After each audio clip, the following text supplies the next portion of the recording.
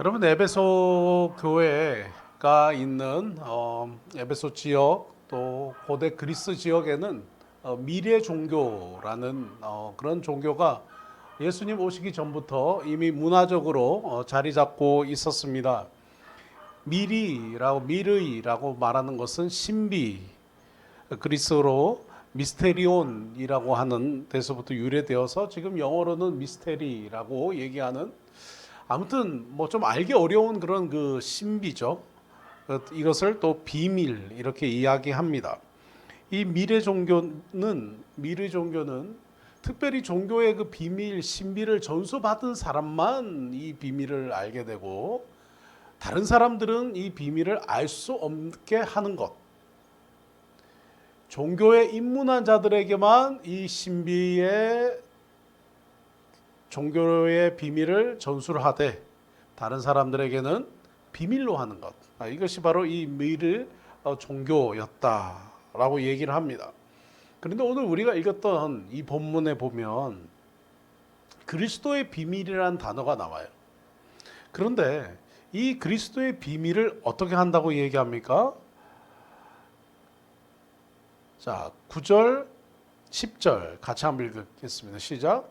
영원부터 만물을 창조하신 하나님 속에 감추었던 비밀의 경륜이, 자, 마치 그 이 당시의 그리스 지역, 이 지중해 지역에 있는 그 문화와 굉장히 비슷하죠. 신에 대해서는 늘 감추어지고 신이 누구인지 분명하게 알 수 없게 하는, 좀 뭔가 이렇게 감추어진 비밀 속의 신, 뚜렷이 보이는 게 아니라 뿌옇게 보이는 신에 대한 그 생각과 신에 대한 존재.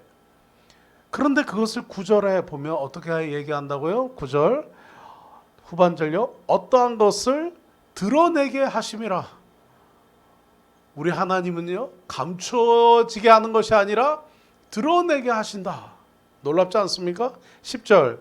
이는 이제 교회로 말미암아 하늘에 있는 통치자들과 권세들에게 하나님의 각종 지혜를 알게 한다. 할렐루야. 바로 이게 우리 하나님이세요. 우리 하나님은 하나님의 경륜, 하나님의 뜻, 하나님의 어떠함을 감추지 아니하시고 모든 사람들에게 알게 하신다. 그래서 여러분, 우리가 자연을 보면 하나님이 어떠신지를 알 수 있죠. 그래서 우리는 이것을 자연계시라고 말해요. 자연을 보면 하나님이 어떤 분이신지 우리는 알 수 있는 거죠. 이제 신약시대의 특별계시로 하나님이 어떤 분이신지 그대로 우리에게 인간의 몸으로 보이신 분이 오셨는데, 바로 그분이 예수 그리스도. 특별하게 계시된 특별계시로 우리에게 특별하게 오신 그 분이 예수 그리스도. 그리고 이 예수 그리스도에 대해서, 하나님에 대해서 우리에게 알게 하신 책, 특별계시로 주신 것이 바로 성경책입니다. 저는 오늘 이 본문 말씀을 읽으면서 참 많은 그 은혜를 받았습니다. 우리 하나님은 감추시는 분이 아니라 우리에게 하나님의 말씀으로, 그리고 하나님 자연으로 하나님의 어떤 분이신지 보이시는 분. 바로 하나님께는 우리를 향한 비밀이 없으시다. 하나님은 우리가 하나님의 어떤 분인지 알기를 원하시고, 하나님의 마음이 어떤지 알기를 원하시는 분이 바로 우리 하나님이시다. 자, 그래서 오늘 제목은 그리스도의 비밀이라고 제목을 붙여봤습니다. 한번 따라해 볼까요? 그리스도의 비밀. 자, 1절부터 우리 1절, 2절 함께 읽겠습니다. 이러므로 그리스도 예수의 일로 너희 이방인을 위하여 갇힌 자 된 나 바울이 말하거니와 너희를 위하여 내게 주신 하나님의 그 은혜의 경륜을 너희가 들었을 터이라. 곧 계시로 내게 비밀을 알게 하신 것은 내가 먼저 간단히 기록함과 같으니. 곧 바울이 이제 2장 전에 하나님의 그 계시의 말씀, 곧 이방인과 유대인이 예수 그리스도로 화평케 되는, 하나됨을 이루는 이 놀라운 비밀에 대한 것을 사도 바울이 얘기를 했습니다. 계속해서 오늘 3장의 이 놀라운 사랑의 이야기, 하나님의 마음을 보이신데요, 그게 바로 이겁니다. 그리스도의 비밀이에요. 그리스도의 비밀. 저와 여러분에게 하나님께서 오늘 내 마음의 비밀인데 얘기해 줄게, 이미 말씀하신 거죠. 자, 에베소서 본문 4절입니다. 그것을 읽으면 내가 그리스도의 비밀을 깨달은 것을 너희가 알 수 있으리라.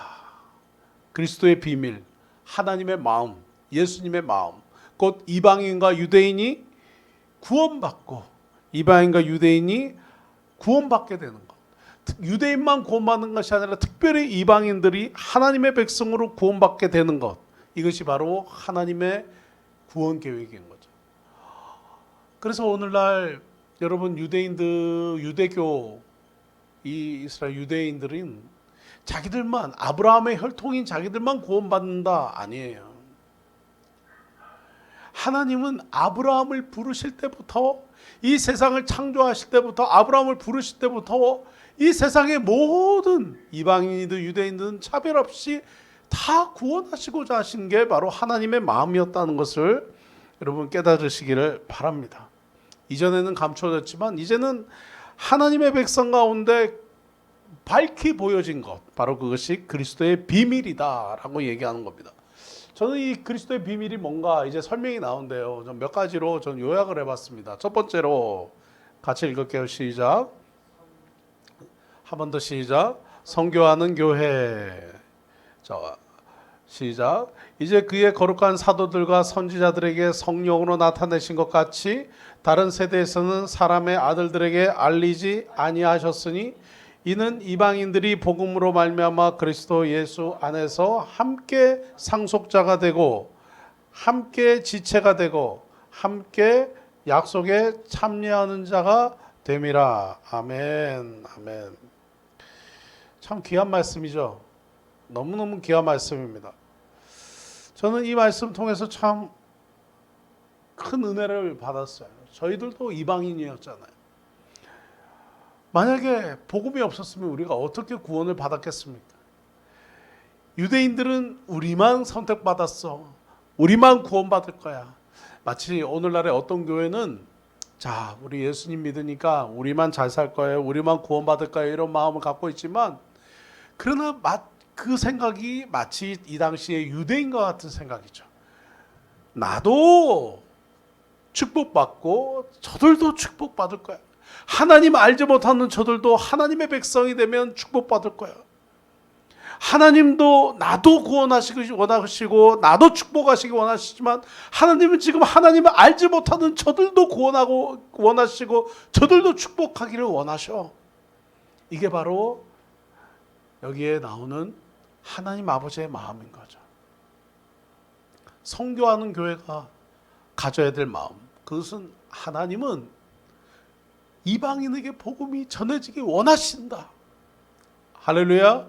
하나님은 지금 교회를 다니는 나만 축복하고 나만 구원받게 하시기 원하시는 게만 아니라 하나님은 나의 하나님이시면서 지금 복음을 모르는 저 이방인들을 구원하기 원하시는 하나님이시다는 것.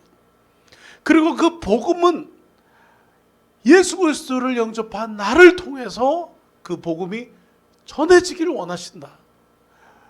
그래서 나는 선교는 선교사님만 하는 거야? 아니에요. 선교는 예수를 믿은 모든 사람들에게 주어진 부르심이. 예수를 다 믿으면 우리는 두 가지가 되죠. 나도 구원받고 나도 축복하시지만 나를 통해서 하나님 알지 못한 사람들도 축복받고 하나님 알지 못한 사람들이 구원받는 것. 나를 통해서 그 일을 하기 원하시는 거죠.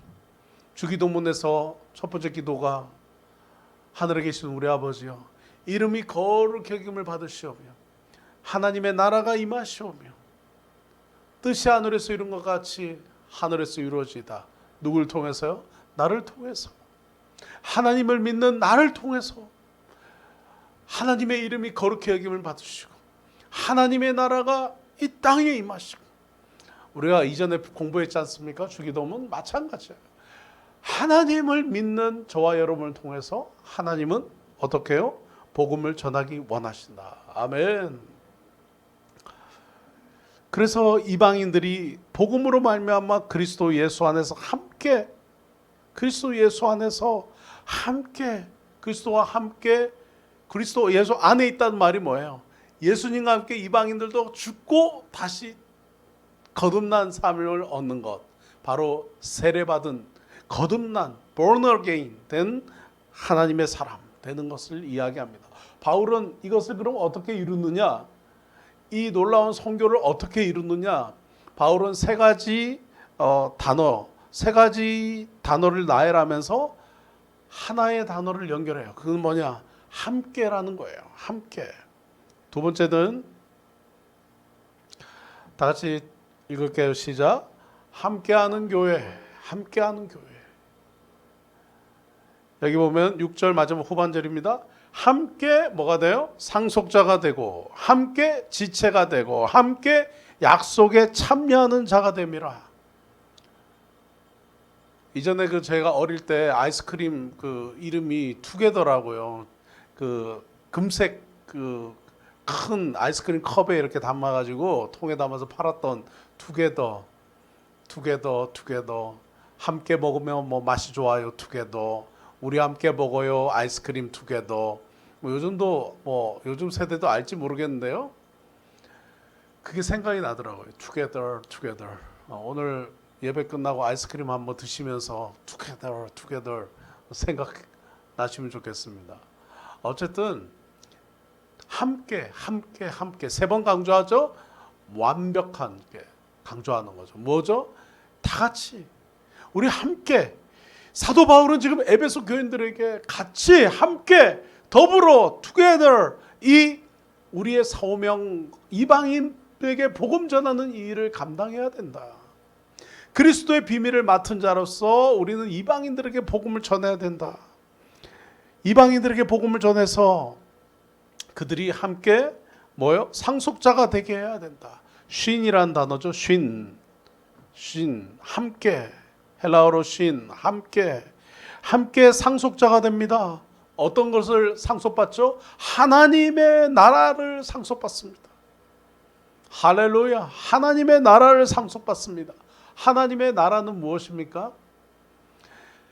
천국이죠.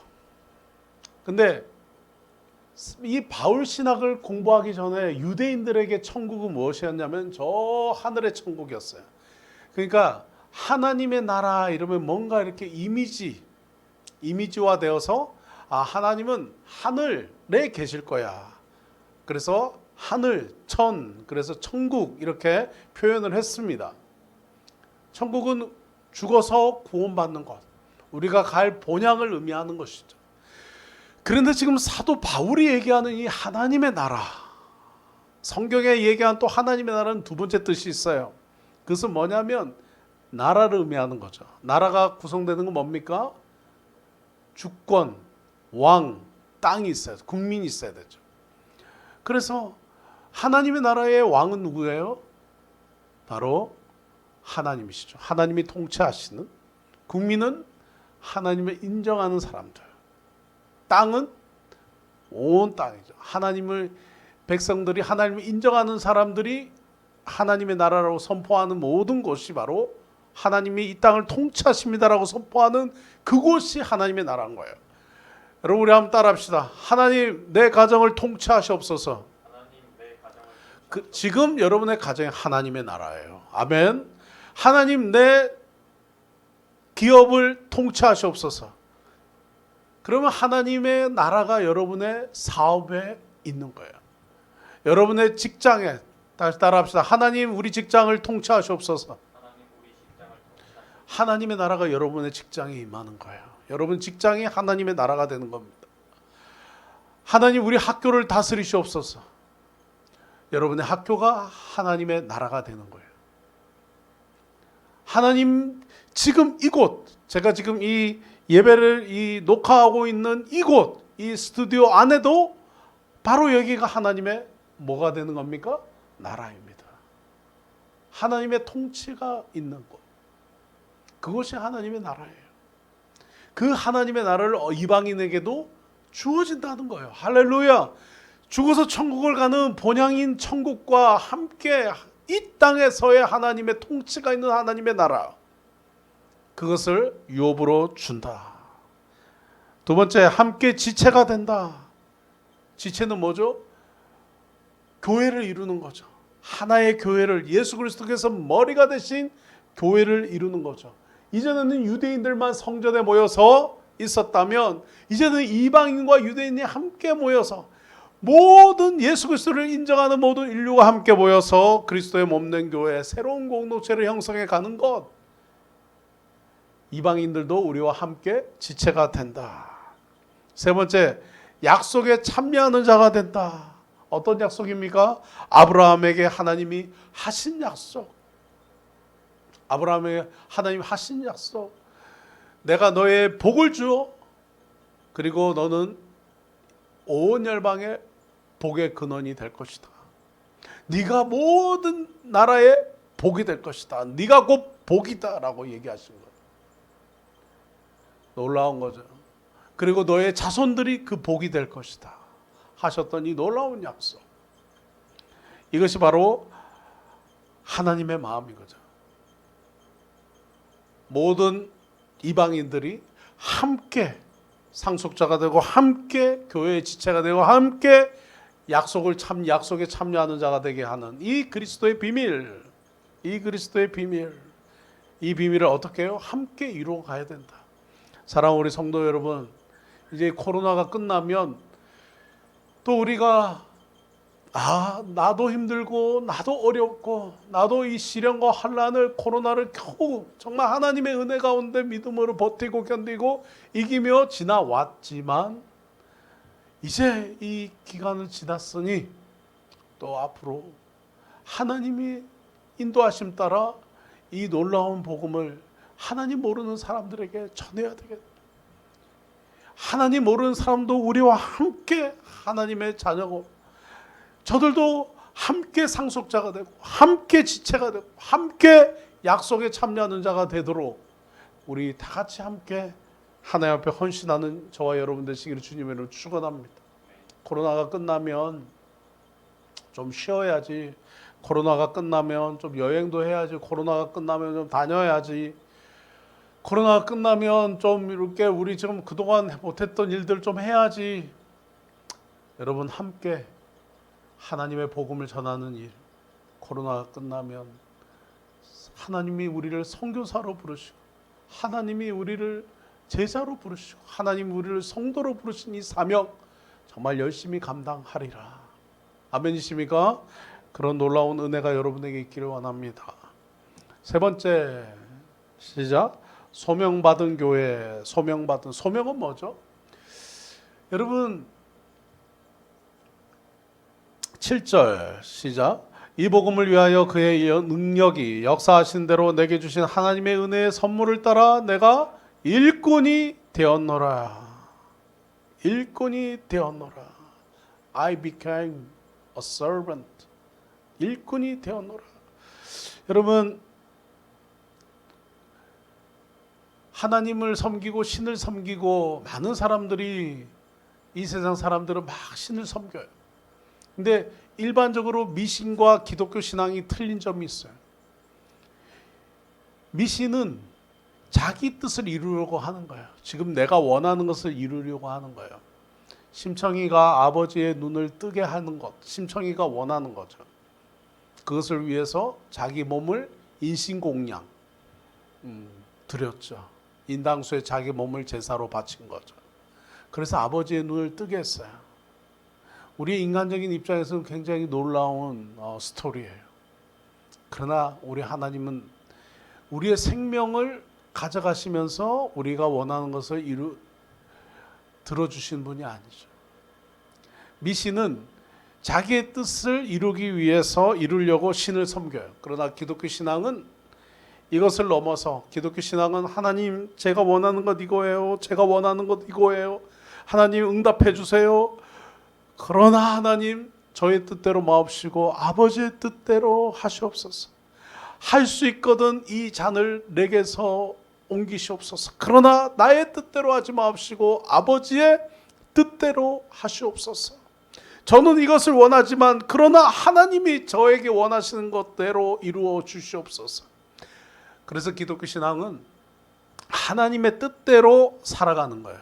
그것을 뭐라고 말하냐? 소명이라고 말하는 것입니다. 사도 바울이 하나님께서 내게 은혜의 선물을 따라, 내게 주신 하나님의 은혜의 선물을 따라 어떻게 해요? 내가 일꾼이 되었다. 이 복음을 위해서 하나님이 내게 주신 소명을 따라 내가 일꾼이 되었노라. 사도 바울은 정말 놀라운 백그라운드를 가진 사람이었어요. 학력으로도 학식으로도.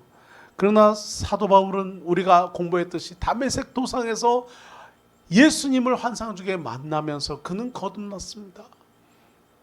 그는 유대교에 정말 빠져있는 바리새인 중에 바리새인이었지만 그는 다메섹 도상에서 예수 그리스도를 만난 이후에 그의 삶은 완전히 달라졌습니다.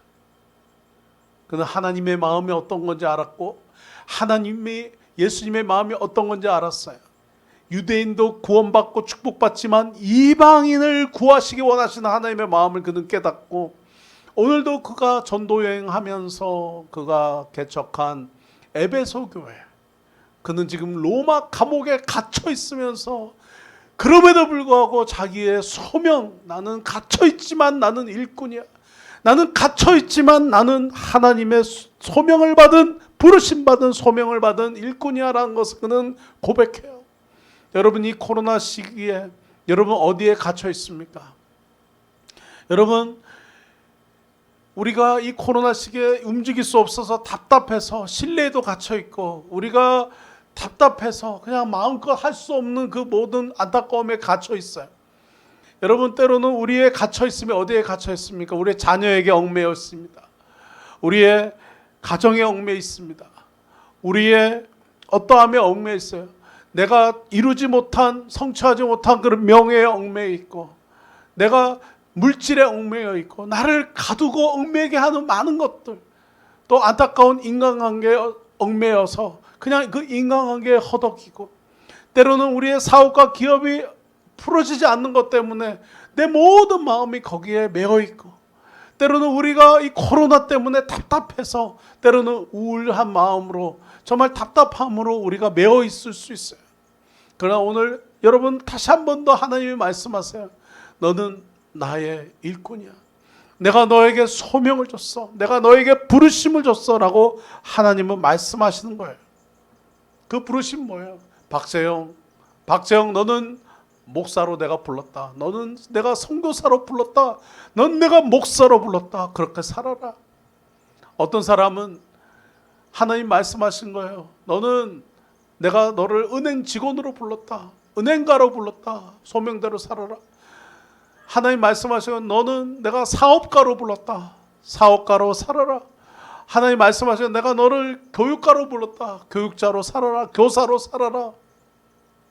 엔지니어로 살아라. 과학자로 살아라. 기술자로 살아라. 교사로 살아라. 교직에서 살아라. 공무원으로 살아라. 하나님이 우리에게 그 직업이 무엇인지 우리에게 각자 주신 것, 이 직업을 통해서 하나님의 나라를 이루고, 이 직업을 통해서 이루기를 하나님 원하세요. 그 직업을 통해서 돈도 벌고 성공해라. 그리고 함께 그 일을 통해서 신앙생활 잘해라. 돈도 벌고 성공하고 출세하고 명예도 얻고, 그것을 통해서 하나님께 영광 돌리며 신앙생활해라. 하나님의 마음인 거예요. 여러분, 우리가 이 소명의식 가지고 살아야 돼요. 갇혀있는 이때 여러분 다시 한 번 더 돌아보세요. 하나님 여러분에게 말씀하세요. 내가 너를 그렇게 살라고 불렀다. 그렇게 살라고 불렀다. 직업에 무슨 기천이 있습니까? 어떤 직업이 있는데 괜찮죠. 그것을 통해서 열심히 신앙생활하고 그걸 통해서 하나님께 영광 돌리고 살아가는 것, 이 그리스도의 비밀을 맡은 자로 하나님의 복음에 참여하고 선교에 참여하고 함께 교회의 사명을 가지고 함께 더불어 주님께 영광 돌리며 살아가는 것, 하나님이 그것을 우리에게 원하신다는 거예요. 네 번째, 마지막입니다. 시작. 겸손한 교회. 겸손한 교회. 여러분, 세상의 교회들이 다 겸손하지 않을까요? 겸손한 교회가 겸손하죠. 겸손해야 되죠. 근데 때로는 교회에서 너무 자기 자랑, 자기애, 저번에도 설교했듯이 자기만 바라보는 거죠. 자기 애는 자기만 바라보는 거예요. 자기 의도, 자기만 바라보는 거예요. 그냥 자기 주변에 거울밖에 없어요. 둘러보면 다른 사람이 안 보이고 자기만 보이는 거예요. 이걸 뭐라고 말합니까? 소시오패스라고 하는 거죠.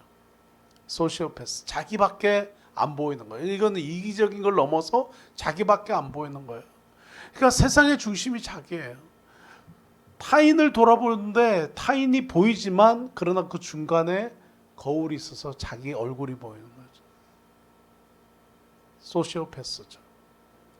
이기적인 것을 넘어서는 그냥 너무너무 안타까운 거죠.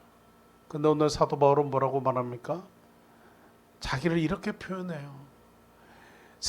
내가 세상의 중심이야. 다른 사람은 나를 내 중심으로 살아야 돼가 아니라 사도 바울은 이렇게 고백해요. 8절입니다. 시작. 모든 성도 중에 지극히 작은 자보다 더 작은 나에게 이 은혜를 주신 것은 측량할 수 없는 그리스도의 풍성함을 이방인에게 전하게 하시고. 사도 바울은요 너무 겸손하게 얘기하지 않습니까? 정말 사도 바울이 우리가 이렇게 성경을 읽는다고 해서 사도 바울을 작은 자 중에 모든 성도 중에 지극히 작은 자보다 더 작은 나에게, 사도 바울은 자기를 죄인 중에 괴수, 지극히 작은 자 이렇게 고백하지만 정말 우리가 당시에 동시대를 살아가고 있는 사람이라면 우리가 사도 바울보다 뛰어나길 수가 없죠. 가말리엘 문화생이었죠. 완벽한 깨끗한 혈통의 유대인이었죠. 히브리인이었죠. 그리고 바리새인이었죠. 그리고 가장 앞서서 율법을 지키던 사람, 완벽한 율법주의자였죠. 사도 바울의 그 배경을 따라갈 수가 없어요. 근데 그는 이렇게 고백하는 거예요. 나는 모든 성도 중에 지극히 작은 자, 보다 더 작은 나다. 그는 로마 감옥에 갇혀 있으면서 자기는 하나님의 일꾼이면서 그러면서 함께 나는 가장 작은 자다라고 고백해요. 여러분,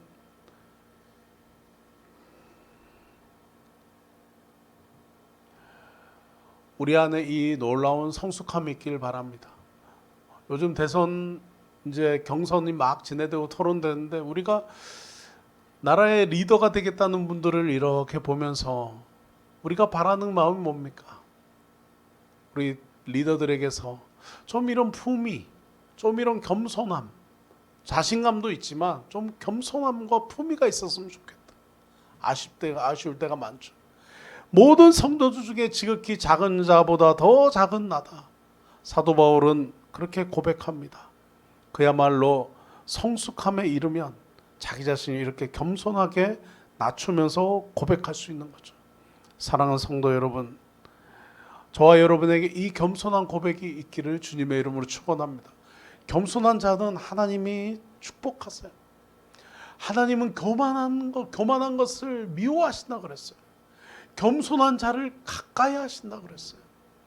겸손한 것만큼 귀한 게 없어요. 다 같이 따라합시다.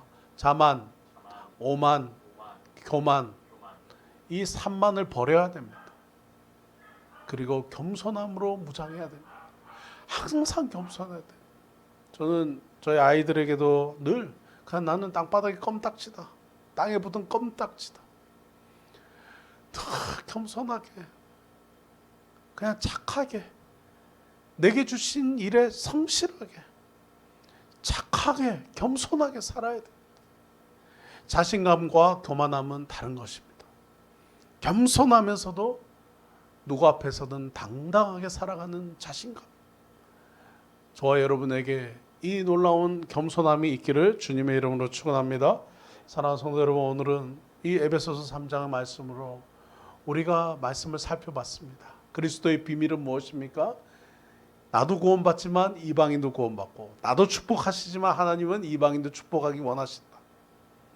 그래서 우리에게는 선교하는 교회, 그리고 이 일은 다 같이 더불어 일하는, 함께하는 교회, 그리고 이것은 하나님께서 우리에게 맡기신 일로 소명받은 교회, 그리고 마지막으로 겸손히 이 일을 감당하는 성숙한 교회 되기를 주님의 이름으로 축원합니다.